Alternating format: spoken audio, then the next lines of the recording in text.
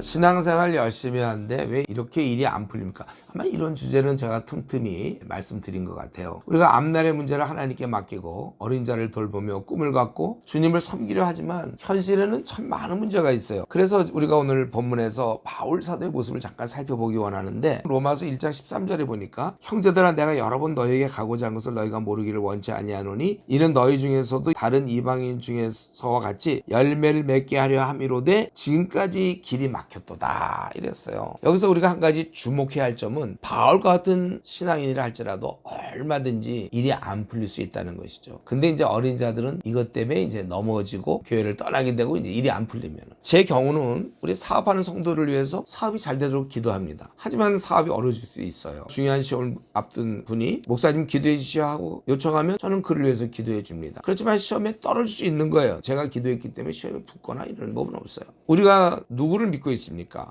그분은 우리를 이끌어주시는 목자요, 돌보시는 분이란 말이에요.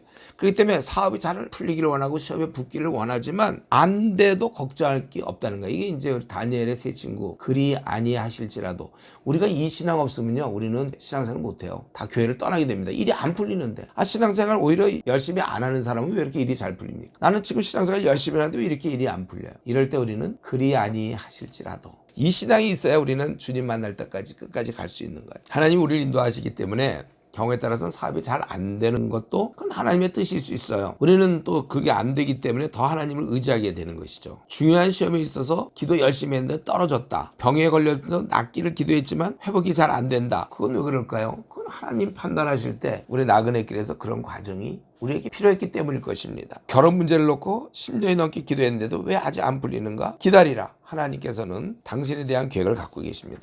직장 문제도 마찬가지예요. 여러분 마음에 간절히 원하는 것이 있습니까? 근데 안 풀려요? 오히려 이 바람에 하나님께 더 가까이 나가면 됩니다. 정말 바울 사도는 순수하게 고린도 교회들을 어떻게 하든지 세워주려고, 그리고 그들을 격려하고 위로해 주려고, 그래서 순수하게 로마 교회를 돕기 위해서 로마로 가려고 했는데도 길이 막혔다 이거예요. 어떻게 그럴 수가 있습니까?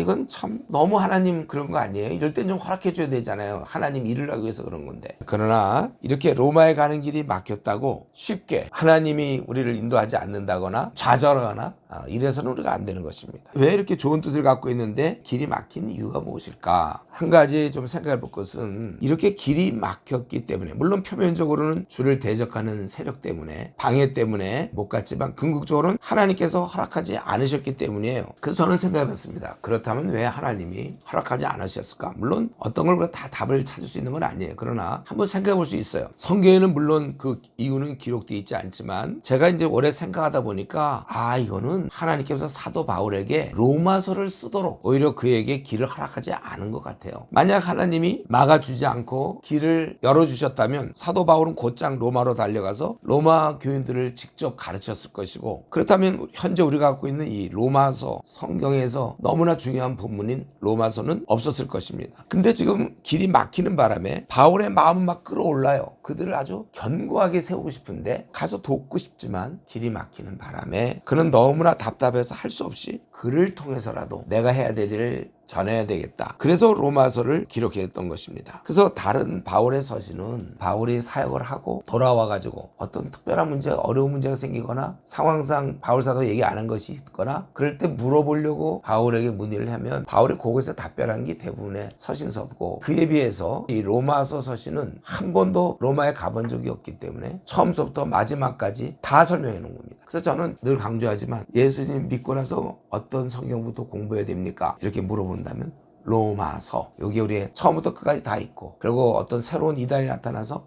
이건 새로운 것이다고 막 얘기하면 로마서에 기록 안 돼 있는 것은 구원과 우리의 앞날 이런 것에 대해 중요한 게 아니기 때문에, 그래서 거기에 비추어서 우리가 판단할 수 있는 것입니다. 주님이 막아주신 덕분에 우리는 이제 이 로마서를 갖게 되었고, 사실 로마서만 제대로 잘 할 수 있다면 복음을 전체적으로 잘 알 수 있게 되었어요. 그래서 우리는 이 막아주신 것에 대해서 감사할 수 있는 것입니다.